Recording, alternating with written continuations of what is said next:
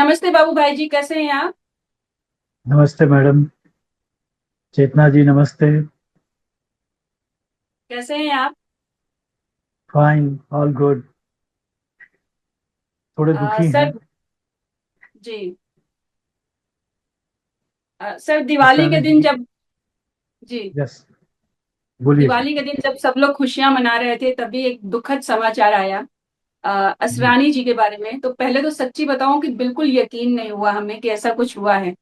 और जब आपसे कंफर्मेशन मिली, क्योंकि हम आपको जानते थे कि आप उनके बहुत करीब हैं, और जब आपने जी। हाँ बोला तो एक तरह से यकीन करना तभी भी मुश्किल था। लेकिन हाँ, जो है सो है, उसे मानना ही पड़ा। प्लीज आप बताएंगे क्या हुआ था एग्जैक्टली? हाँ, असरानी जी का ऐसा है, असरानी जी के साथ में as a secretary, as a manager करीबन 20 साल से ज़्यादा से 20 साल से ज़्यादा वर्षों से मैं उनका साथ हूँ, उनके साथ हूँ। अभी लास्ट वैसे वो हैप्पी, हेल्दी एंड हार्टी थे। हमेशा एनर्जेटिक रहते थे। उनकी उम्र कुछ भी हो, हमेशा वो आपको लगेगा कि एक युवा आदमी जिस तरह की एनर्जी रखता है वो एनर्जी वो रखते थे। लास्ट 15 दिनों में उनको थोड़ी थोड़ी वीकनेस नजर आ रही थी। तो वो मुझे बता रहे थे कि मुझे थोड़ी थोड़ी वीकनेस है। फिर भी वो शूटिंग कर रहे थे हैवान की, प्रियदर्शन सर की फिल्म में अक्षय कुमार के साथ उनकी शूटिंग भी कर रहे थे। और एक दो इवेंट थे, वो इवेंट करने भी वो गए थे। अभी कुछ 20 तारीख के पहले, 4-5 दिन पहले, उन्होंने मुझे बोला कि मुझे कुछ सांस लेने में तकलीफ हो रही है। तो जी। उनकी वाइफ मंजू जी भी हॉस्पिटलाइज थी, आरोग्य निधि हॉस्पिटल जुहू में। तो मैंने बोला कि सर, आप देखने के लिए जा रहे हो तो वहाँ डॉक्टर को मिल लीजिएगा, दिखा दीजिएगा कि सांस में तकलीफ है। तो उन्होंने डॉक्टर को दिखाया और डॉक्टर ने उनको बोला होगा कि भी एडमिट हो जाइए। तो हम्म। उन्होंने मुझे फोन किया कि शूटिंग पर तो मैं जा नहीं पाऊंगा, मुझे तो एडमिट होना पड़ेगा, ऐसा डॉक्टर बोल रहे हैं। तो मैंने कहा ठीक है, शूटिंग पर मैं बोल देता हूँ, आप एडमिट हो जाइए। हम्म। वो वहां पे आरोग्य निधि जुहू में हॉस्पिटल में एडमिट हुए। पहले दिन ठीक था, मैं मिलने गया था। दूसरा दिन भी ठीक था। मैं डॉक्टर से बात कर रहा था तो डॉक्टर ने बोला कि उनके लंग्स में पानी भर गया है, उसको निकालना पड़ेगा। तो वो सारी प्रोसीजर उनकी चल रही थी। और हम्म। थर्ड डे जब मैं गया तो फिर उनको आईसीयू में ले जाया गया। और थर्ड डे वो डॉक्टर बता रहे थे कि भाई हम कोशिश कर रहे हैं, बट कह नहीं सकते हैं कि हमारी कोशिश कामयाब होगी कि नहीं। और चौथे दिन 3 बजे पता ये चला कि असरानी सर पास्ट अवे, वो दुनिया को अलविदा करके चले गए। हम्म। तो जो कुछ हुआ है वो लास्ट 4 दिनों में हुआ है। ये 4 दिनों में इतना मैटर कॉम्प्लिकेटेड हो गया था? मतलब एक होता है ना कि अचानक से किसी को हार्ट अटैक आ जाता है तो भी समझता है, लेकिन एकदम अच्छा खासा इंसान, लंग्स में पानी भरा है, ये बहुत कॉमन सी चीज है, हमने बहुत सुना है ये, और वो इंजेक्शन के थ्रू या निकाला भी जाता है। बट अचानक से ऐसा सीवियर हो गया सर? डॉक्टर का ये कहना था कि हम ये पानी निकालने की प्रोसेस कर रहे हैं, हम्म। बट वो उसमें जो हमें देखने को मिला है कि पूरे बॉडी से पानी निकालना पड़ेगा। और उसमें क्योंकि उनका हार्ट भी थोड़ा वीक है तो हमें अच्छा। तकलीफ हो रही है, इसलिए कॉम्प्लिकेशंस बढ़ गए हैं। जो थर्ड डे उन्होंने मुझे बताया कि थोड़े कॉम्प्लिकेशन बढ़ गए हैं, इसलिए हम कह नहीं सकते कि हम सक्सेस होंगे कि नहीं। हम्म। और चौथे दिन तो खबर आ गई। हम्म। काफी शांति से जो जो उनका फ्यूनरल भी हुआ ना, मुझे लगता है कि हमें तो तब पता चला जब ऑलरेडी उनके लास्ट राइट हो चुके थे, और वो कोई खबर नहीं, कुछ नहीं। वो मैडम उनकी खुद की इच्छा थी। उन्होंने, क्योंकि वो हमेशा सिंपल लाइफ जीते थे। वो जी। स्टार थे लेकिन स्टारडम उन्होंने कभी किसी को दिखाया नहीं। वो यूनिट हम्म। के साथ खाना खाते थे। कभी उन्होंने अलग वैनिटी वैन, अलग रूम ऐसा प्रोड्यूसर से मांगा नहीं। प्रोड्यूसर से कोई उन्होंने अनड्यू डिमांड कभी भी की नहीं। और अपनी फीस में भी वो बहुत रिजनेबल रहते थे कि प्रोड्यूसर के बजट में रहकर चलो। मुझे बोलते थे, मैं कई बार बोलता था कि हमारी पोजीशन बहुत अच्छी है, हम पैसे बहुत बढ़ा सकते हैं। उन्होंने बोला नहीं, प्रोड्यूसर के बजट के ऊपर नहीं जाना। तो वो उनकी लाइफ एक सिंपल पर्सन की रही है, सिंप्लिसिटी में मानते थे। तो उन्होंने अपनी वाइफ मंजू जी को बताया था कि जब ऐसा कुछ हो जाए कि मुझे जाना पड़े, तो कोई हंगामा नहीं करना, कोई शोर शराबा नहीं करना। जैसे आम आदमी की अंतिम यात्रा निकलती है वैसे ही मुझे ले जाना, वैसे ही सब कुछ करना। तो मंजू जी ने मुझे बताया था कि सर को ऐसा कुछ हो जाए तो आप ये ध्यान रखना कि हम उनकी अंतिम यात्रा करें, अंतिम विदाई दे दें, तब तक कोई अनाउंस नहीं करना, किसी को बताना नहीं। सब कुछ हो जाने के बाद आप सबको बताना।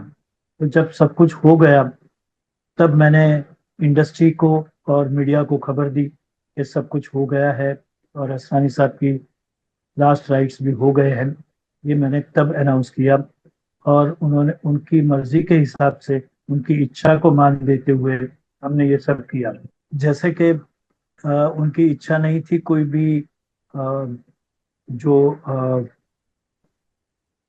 हम लोग पब्लिक प्रार्थना सभा करते हैं, हम्म। पब्लिकली सबको इनवाइट करते हैं, सबको खबर करते हैं, सब लोग आते हैं, हम्म। इंडस्ट्री आती है, मीडिया आती है। लेकिन उनकी ये सब कुछ करने की इच्छा नहीं थी, इसलिए हमने वो भी कुछ किया नहीं। जो हमने प्रार्थना सभा की वो भी रिलेटिव्स के साथ उनके घर में की। अच्छा। इसलिए वो उनकी इच्छा को मान देते हुए किया है, क्योंकि वो आम आदमी की तरह जीते थे तो आम आदमी की तरह जाना चाहते थे। उन्होंने तो इतनी सारी फिल्में की हैं, इतनी सारी फिल्में कि मतलब हम काउंट नहीं कर सकते। और मोर हर देन थ्री फिल्म हंड्रेड में फिफ्टी छाप फिल्म छोड़ी। जी। 350 से ज्यादा फिल्में की है। और उसमें इतनी हिट फिल्में हैं जो आप गिन नहीं सकते। और कोई बिल्कुल। स्टार ऐसा नहीं है जिनके साथ उन्होंने काम नहीं किया। सारे स्टार्स के साथ किया है। अमिताभ बच्चन, राजेश खन्ना, अभी के भी सारे स्टार, सबके साथ उन्होंने काम किया है। और लास्ट दो फिल्में, जैसे अभी भूत बंगला कंप्लीट है प्रियदर्शन सर की, वो अक्षय कुमार के साथ है। दूसरी जो वो शूटिंग कर रहे थे हैवान, वो भी अक्षय कुमार के साथ है। वो अधूरी रह गई। भूत बंगला तो उन्होंने कंप्लीट कर दी थी। हम्म। ओ, सर कौन कौन लोग थे, शामिल थे आप, लास्ट राइड में आप होंगे, और कौन कौन लोग थे करीबी उनकी जो फैमिली थे, असरानी जी चाहते थे? उनके जी। सारे रिलेटिव्स, उनके रिलेटिव्स जो नजदीक के रिलेटिव्स थे वो सारे थे, और मैं था। आपने बताया कि मंजू जी भी हॉस्पिटल में थी, उनकी भी तबीयत खराब थी। वो दो दिन क्या वो पहले डिस्चार्ज दो हो दिन गई? पहले वो 2 दिन पहले डिस्चार्ज हो गई थी। सर के तो अभी जाने उनकी से तबीयत 2 दिन कैसी है? पहले वो डिस्चार्ज हुई थी। अभी उनकी तबीयत कैसी है सर? अभी तबीयत ठीक है। आज हम्म। जो उनकी प्रार्थना सभा में गया था मैं, सुबह प्रार्थना सभा थी, तो मैं मंजू जी को मिल के आया। तो अभी तबीयत ठीक है। फिर भी उनके भी बॉडी में पानी भर गया था। उनकी भी ट्रीटमेंट चल रही थी। वो ट्रीटमेंट अभी उनकी भी चल रही है, वो हॉस्पिटलाइज नहीं है, बट हर दूसरे दिन उनको हॉस्पिटल जाना पड़ता है। ओके। तो सर आज की भी प्रार्थना सभा में कोई शामिल नहीं था, सिर्फ फैमिली के लोग थे? अभी किसी को बताया नहीं गया था ना। सबने मुझे पूछा था, इंडस्ट्री वालों ने, मीडिया ने हम्म। भी पूछा था, सबने पूछा था, लेकिन उनकी इच्छा नहीं थी। तो मंजू जी ने मुझे बोला कि नहीं, अपने को हमको उनकी इच्छा के विरुद्ध कुछ नहीं करना है। हम्म। और असरानी जी की इच्छा का सम्मान करते हुए अनु कपूर जी भी नहीं बोला है कि मैं भी चाहता हूं कि मेरे साथ भी ऐसे ही हो, आम आदमी की तरह मैं भी जाऊं, कोई शोर शराबा नहीं होते। एक तरह से असरानी जी इंस्पायर कर गए सबको। ये बहुत अच्छी बात है, क्योंकि मैं इतने सालों में मैंने असरानी जी से बहुत सीखा है, सर से, कि हम्म। सिंपल कैसे रहना, इंसानियत, सच्चा, जो मुझे बोलते हैं ने, जो कहा जाता है, गुजराती में एक कहावत है कि मानवी मानव था तो कहूँ, मतलब एक हम्म। इंसान वाकई में इंसान बन जाए तो बहुत अच्छा। इसका मतलब ये होता है। और वाकई में ऐसा इंसान मैंने असरानी सर में देखा कि कोई, उनको किसी तरह का ईगो नहीं था, किसी तरह की कोई स्टारडम की, कोई भी आप नजर नहीं आता था उनका स्टारडम। वो हम्म। स्टार थे, लोग इतना प्यार करते थे। वो लोगों को फोटोग्राफ देते थे, ऑटोग्राफ देते थे, लोगों के साथ बातें करते थे। जब शूट पे जाते थे तो वो लाइटमैन से भी बात करते थे, स्पॉट बॉय से भी बात करते थे।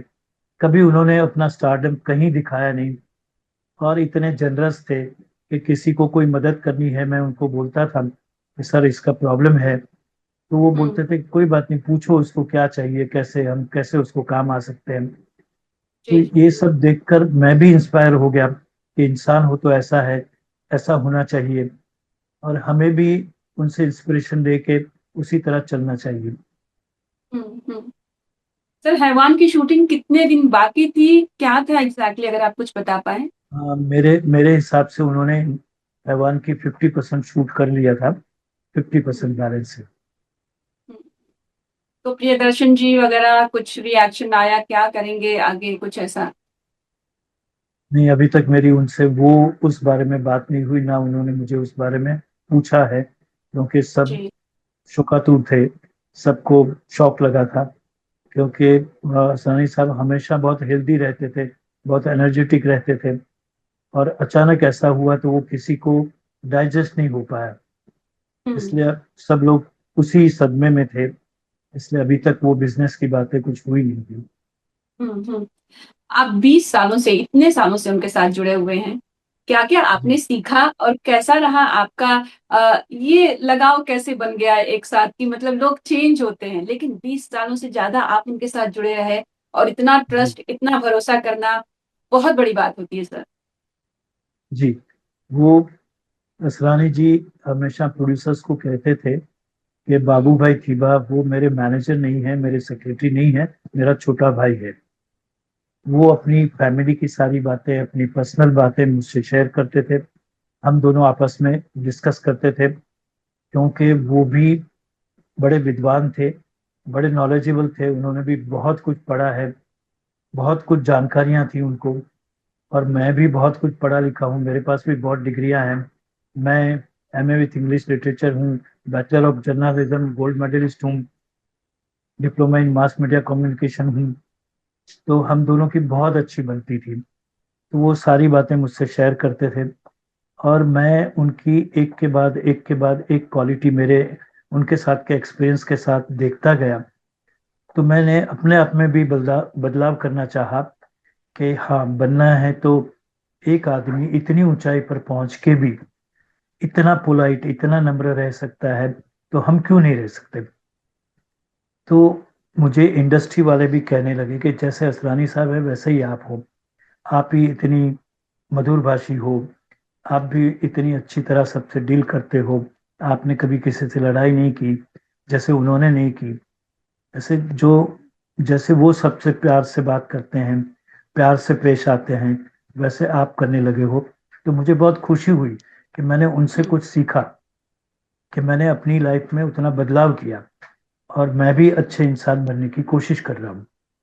हम्म। हम्म। सर, आपने कहा कि काफी विद्वान थे, उनकी जो इमेज है ना वो कॉमेडी किंग वाली है, कि बहुत अच्छे कॉमिक सेंस वाले, और उनका कैरेक्टर भी वैसे ही प्ले किए हैं उन्होंने। मुझे आपसे उनकी विद्वान वाले वर्ड्स के बारे में जानना है, प्लीज बताइए क्या क्या उनके अंदर नॉलेज थी जो आपने अपने आप को बदलना चाहा और उनके जैसा बनना चाहा, प्लीज बताइए।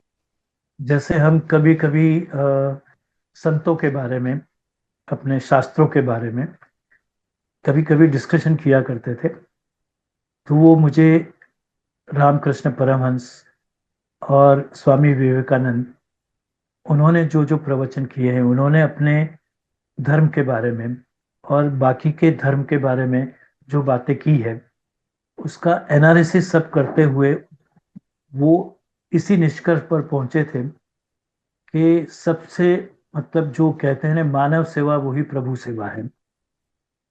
वो उन्होंने मुझे बताया कि अगर हमें ईश्वर के सानिध्य में जाना है, ईश्वर ईश्वर के पास भक्ति करनी है, ईश्वर के पास पहुंचना है, तो मानव हम्म। सेवा ही उसी का एक रास्ता है।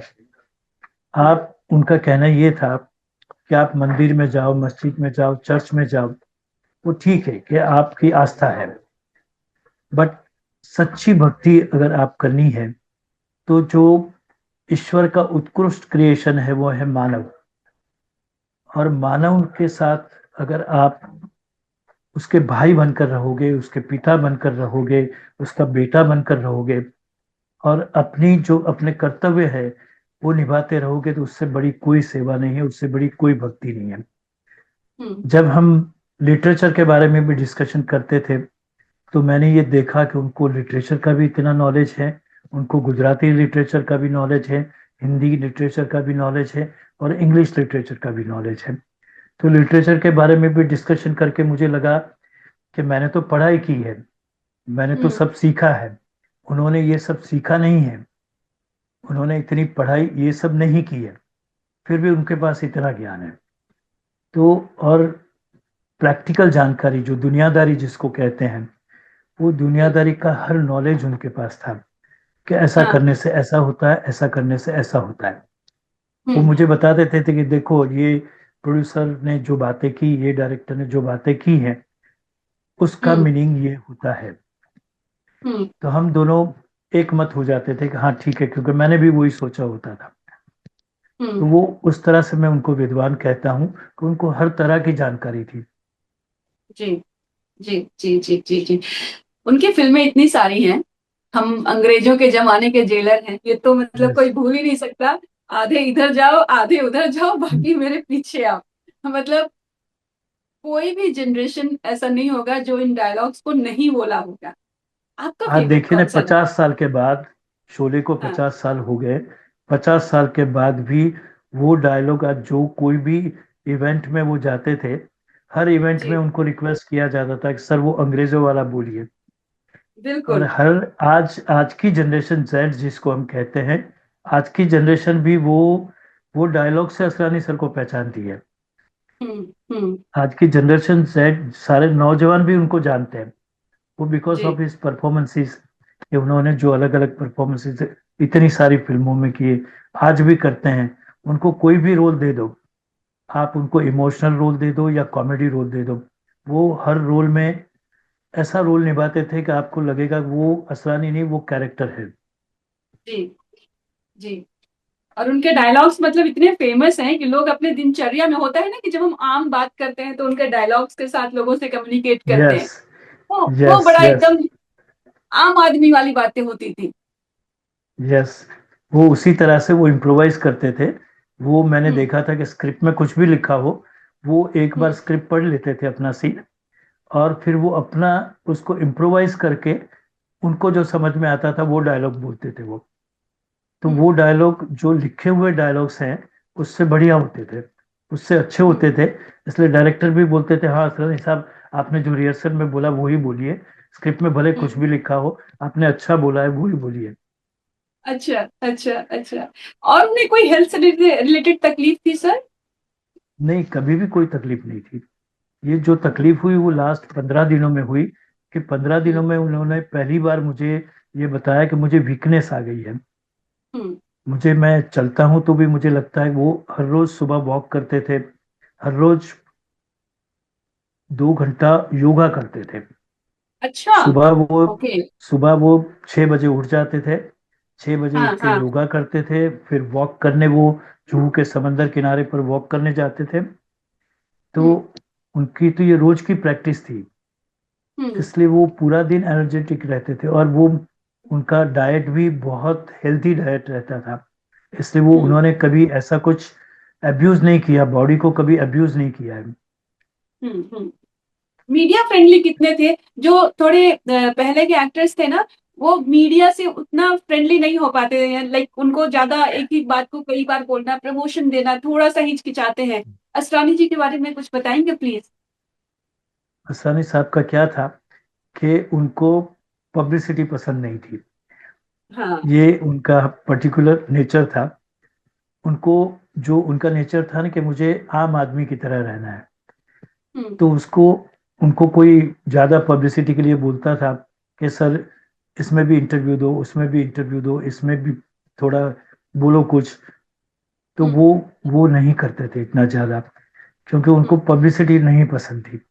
उनको हम्म। लगता था कि हाँ ऑडियंस मुझे पसंद कर रही है, मैं अपना काम कर रहा हूँ, लोगों का मनोरंजन कर रहा हूँ, और लोग खुश हैं मुझसे, तो उतना ही काफी है। अब मुझे खुद की पब्लिसिटी करने की क्या जरूरत है, खुद के बारे में बोलने की क्या जरूरत है कि मैंने ये किया, मैंने वो किया।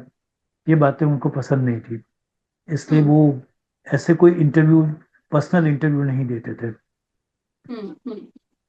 उनका बेस्ट फ्रेंड कौन था इंडस्ट्री में, अगर मैं बोलूँ तो, जिससे उनको बहुत लगाव था और आना जाना लगा रहे? वैसे देखा जाए तो उनके सारे प्रोफेशनल फ्रेंड्स थे। अच्छा। वैसे फ्रेंड, प्रोफेशनल फ्रेंड्स थे सारे। जैसे जैसे कोई खास दोस्त कहा जाए, खास दोस्त है, ऐसा तो मैंने कोई देखा नहीं। क्योंकि जब भी उनको कोई डिस्कशन करना होता था तो वो मुझे ही बुलाते थे, मेरे साथ ही सारी चीजें शेयर करते थे। इसलिए मैंने कोई किसी को बहुत नजदीक आते हुए देखा नहीं है। कभी किसी से रुसवाई, लाइक नहीं पसंद हो, कोई ऐसा भी था इंडस्ट्री में? नहीं, उनको किसी से कोई शिकवा शिकायत नहीं थी। उनको कुछ अच्छा भी नहीं लगता था तो मुझे बताते थे कई बार कि ये जो हुआ वो अच्छा नहीं हुआ है। लेकिन वो उससे भी फिर हंस खेल के बात करते थे। कभी उनको लगा कि ये इंसल्टिंग है तो मुझे बता देते थे, बाकी उनको नहीं बताते थे। जिन्होंने बोला है उनको नहीं बताते थे। वो उनके नेचर में था कि ठीक है, वो उसका नेचर है, ये मेरा नेचर है। आपको तो काफी सूना और अकेलापन लग रहा होगा, क्योंकि आप इतने सालों से उनके साथ जुड़े थे। Yes, yes. हमारा 20 साल से ऊपर का साथ है, तो मुझे तो जरा लगेगा ही लगेगा। जी। क्योंकि किसी के साथ आप, किसी एनिमल के साथ भी आप साल 2 साल रहते हो तो आपको हम्म। उसके साथ अपनापन हो जाता है।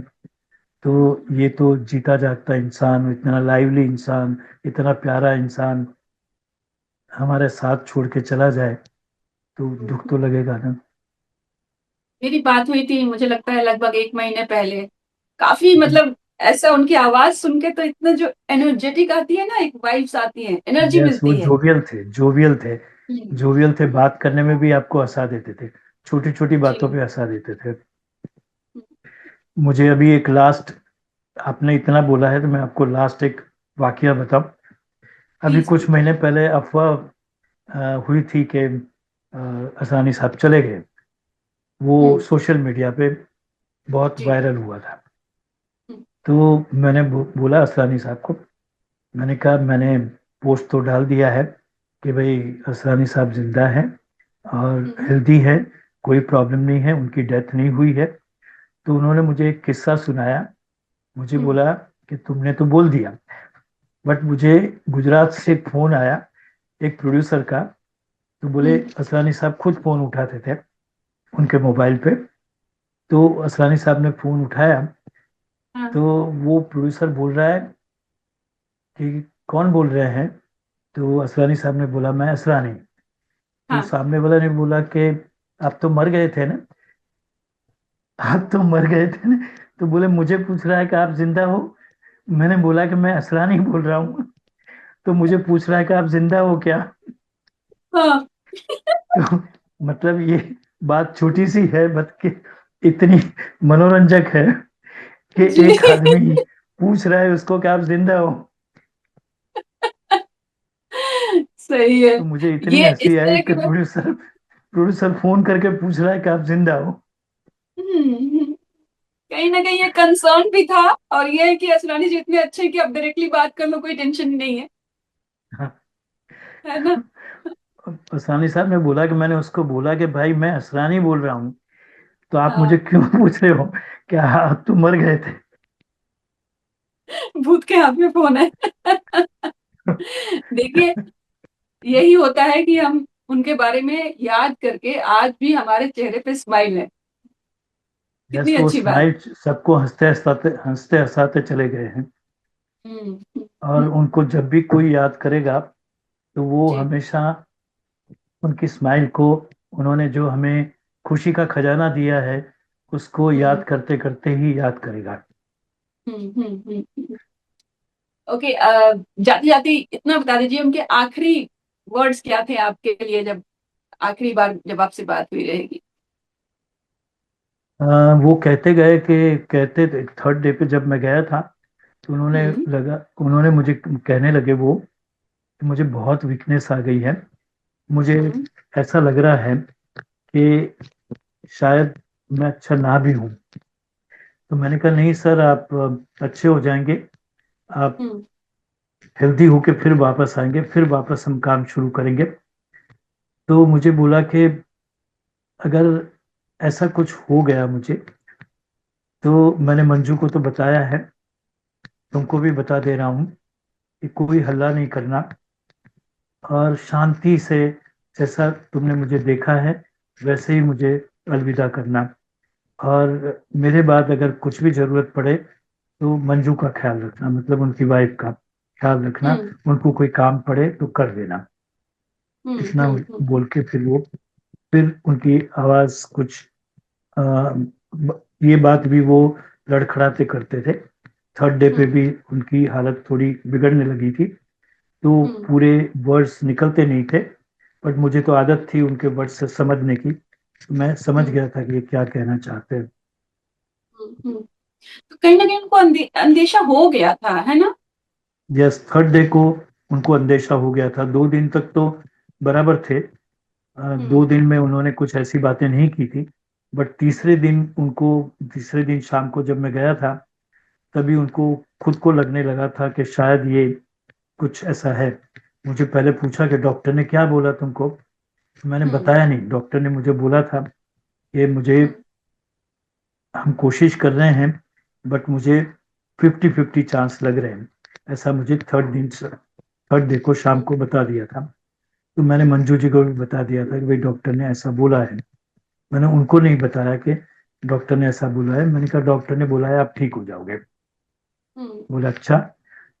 लेकिन उनकी जो अ, वो बहुत साफ शब्दों में बोलते थे, वो आवाज उनकी टूटने लगी थी। वो आवाज से मुझे समझ में आ रहा था कि नहीं, उनके वर्ड्स रहने लगे हैं।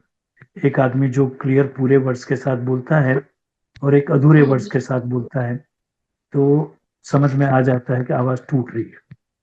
हम्म। तो ठीक है उनको बाबू थर्ड भाई डे जी। को अंदाजा आ गया था। Thank you so much. और हम सब प्रार्थना करेंगे कि वो जहां भी हो हमें आशीर्वाद देते रहें। ऑफ कोर्स खुश तो रहेंगे ही, क्योंकि उन्होंने सबको खुश रखा है लाइफ टाइम, उसमें कोई डाउट ही नहीं है। लेकिन उनका आशीर्वाद जो हम बचे हुए हैं उन पे बना रहे, आपके ऊपर, हमारे ऊपर, सारे परिवार के ऊपर। बहुत बहुत धन्यवाद, इतना आपने जी, हमसे मैं बात। इतना कहना चाहूंगा कि मीडिया ने असरानी साहब को बहुत साथ दिया है, उनको बहुत हम्म। सराहा है। उनके लिए बहुत शोक संदेश भी आए हैं। नेता, हम्म। अभिनेता, प्राइम मिनिस्टर साहब ने भी उनके लिए अच्छा ट्वीट किया है। और जी। सारे मिनिस्टर्स ने, सारे अभिनेताओं ने, पूरी इंडस्ट्री ने, उनके फैंस ने, वो सबको मैं धन्यवाद करना चाहता हूँ कि जो प्यार आपने असरानी साहब को दिया है, वो प्यार आप हमेशा के लिए रखिए। असरानी साहब को याद करते रहिए, और वो ऊपर से हमेशा आपको आशीर्वाद देते रहेंगे। Thank you Chetna ji. Thank you, नमस्ते।